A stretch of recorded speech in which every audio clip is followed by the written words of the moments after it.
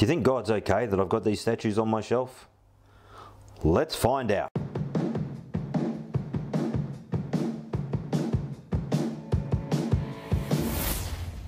G'day everyone, Brian here. Why has God got this thing about idols? As you can see on my shelf, I've got a couple of elephants here. They were given to me from a bloke from Africa many years ago. And so they are precious to me, not because they are elephants, not because they're carved bits of wood, but because of the guy who gave them to me. But do I worship them? Why would I worship a chunk of wood? In fact, the Bible has some marvelous sarcasm about worshipping idols. When it describes the maker of the idol who takes a chunk of wood, cuts a bit off, shapes that into an idol for worship, and then with the bit that he didn't use for the idol and the shavings, he burns them. As though, you know, this bit of wood is for worshipping and this bit of wood is for burning. It's the same wood. So why would you worship a bit of wood? Now this is something that Christians need to be mindful of too.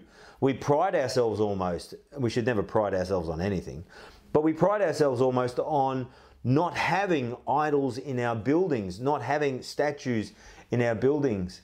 And yet we can find ourselves guilty of idol worship when we do not allow anything to be moved in the building. Has that bit of furniture become just a little too precious?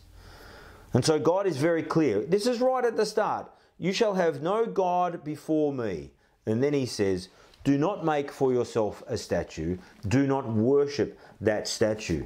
Do not make something in the likeness of a man or of an animal for the object of worshipping it. And God gives a promise. If you are faithful, I am a jealous God. Remember that. And if you're faithful, then I will look after you and your generations for years to come. But I will also punish you if you do not.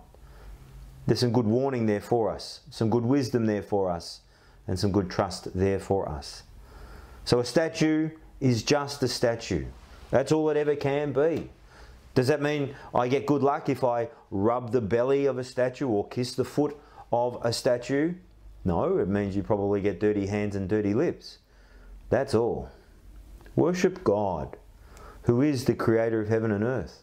Worship God who can hear and respond in a way that my wooden elephants cannot. Worship God and God alone. We continue to see how important these commandments are for our community and that they help us to worship Him together. Let's keep our eyes on Him. Have a great day. See you next time. Bye-bye.